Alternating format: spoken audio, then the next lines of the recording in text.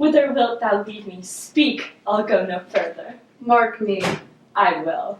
My hour is almost come, when I to sulphurous and tormenting flames must render up myself. Alas, poor ghost. Pity me not, but lend thy serious hearing to what I shall unfold. Speak, I'm bound to hear. So art thou to revenge when thou shalt hear. What? I am thy father's spirit, doomed for a certain term to walk the night, and for the day confined to fast and fires, till the foul crimes done in my days of nature are burnt and purged away. But that I am forbid to tell the secrets of my prison house, I could a tale unfold whose lightest word would harrow up thy soul, freeze thy young blood, make thy two eyes like stars start from their spheres, thy knotted and combined locks to part, and each particular hair to stand and end, like quills upon the fearful porpentine. But this eternal blazon must not be of ears of flesh and blood. List, list, oh list, if thou didst ever thy dear father love. Oh God! Revenge is foul and most unnatural murder. Murder? Murder most foul, as in the best it is, but this most foul, strange, and unnatural. Haste me to note that I with wings as swift as meditation or the thoughts of love may sweep to my revenge. I find thee apt, and duller shouldst thou be than the fat weed that roots itself in ease on Lethe wharf. Wouldst thou not stir in this? Now, Hamlet, hear. 'Tis given out that sleeping in my orchard a serpent stung me, so the whole ear of Denmark is by a forged process of my death, rankly abused. But know, thou noble youth, the serpent that did sting thy father's life now wears his crown. Oh, my prophetic soul! My uncle? Aye, that incestuous, that adulterate beast, with witchcraft of his wits, with traitorous gifts, O wicked wit and gifts that have the power so to seduce one to his shameful lust, the will of my most seeming virtuous queen. O Hamlet, what a falling off was there from me, whose love was that of dignity, that it went hand in hand, even with the vow I made to her in marriage, and to decline upon a wretch whose natural gifts were poor to those of mine. But virtue, as it never will be moved, thou lewdness court in a shape of heaven, so lust, thou to a radiant angel linked, will sate itself in a celestial bed and prey on garbage. But soft, methinks, I scent the morning air. Brief let me be. Sleeping within my orchard, my custom always of the afternoon, upon my secure hour, thy uncle stole with juice of cursed Habona in a vial, and in the porches of my ears did pour that leprous distilment, whose effect holds such an enmity with blood of man, that swift as quicksilver it courses through the natural gates and alleys of the body, and with a sudden vigor it doth posset and curd like eager droppings into milk, the thin and wholesome blood. So did it mine, and most an instant tetter barked upon, most laser-like with vile and loathsome crust, all my smooth body.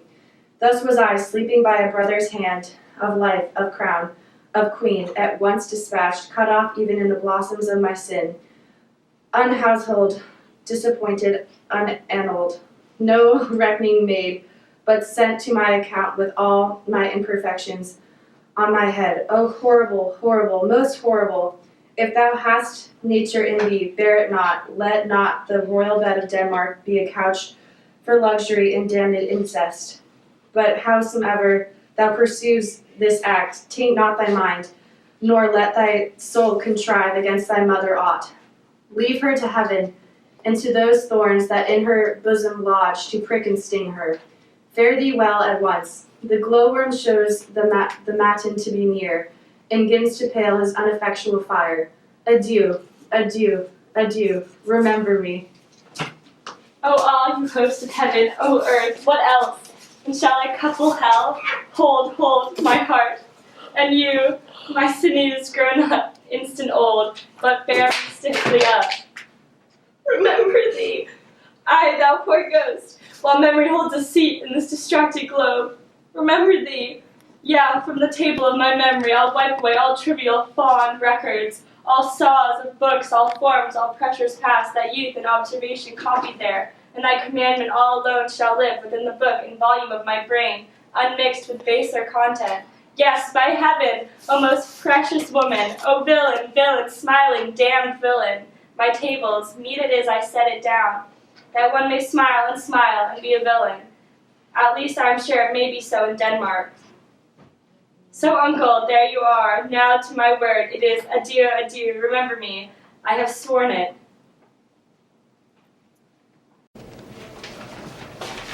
Lord Hamlet, Heaven secure him. So be it. illo ho ho, my lord. Hello, ho, ho, boy. Come, bird, come.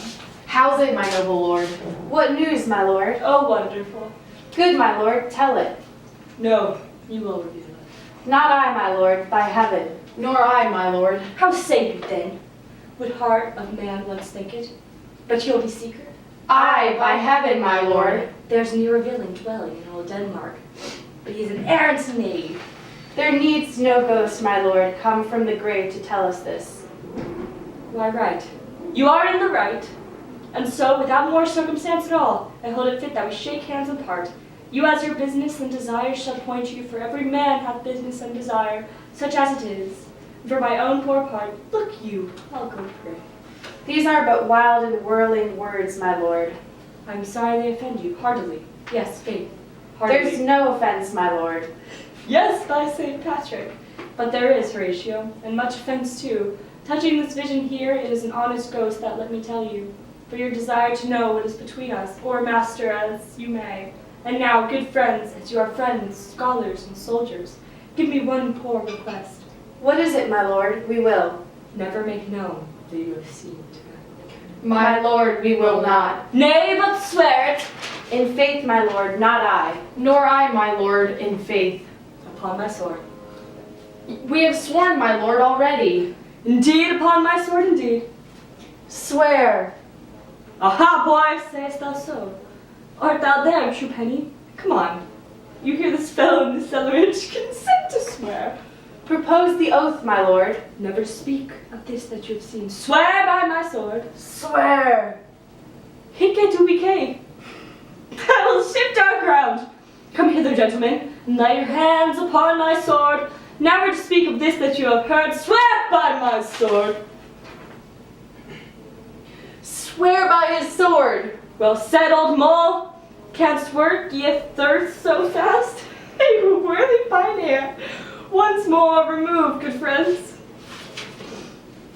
Oh, day and night, but this wonder is strange. And therefore, as a stranger, give it welcome. There are more things in heaven and earth, Horatio, than are dreamt in your philosophy. But come, here as before, never, so help you mercy, how strange or odd sore I bear myself, as I perchance hereafter shall think meet to put an antic disposition on, that you, at such time seeing me, never shall with arms encumbered thus, or this head shake, or by pronouncing of some doubtful phrase, as well we know, or we could, and if we would, or if we list to speak, or there be, and if they might, or such ambiguous giving out, to note that you know aught of me, this is not to do, so grace and mercy at your most need help you. Swear! Swear. Rest, rest, returned spirit. So, gentlemen, with all my love I do commend me to you, and what so poor man as Hamlet is, may to do express his love in fronting to you. God willing shall not lack. Let us go in together, and still your fingers on your lips, I pray. This time is out of joint. O cursed spite, that ever I was born to set it right. Nay, come, let's go together. Nice.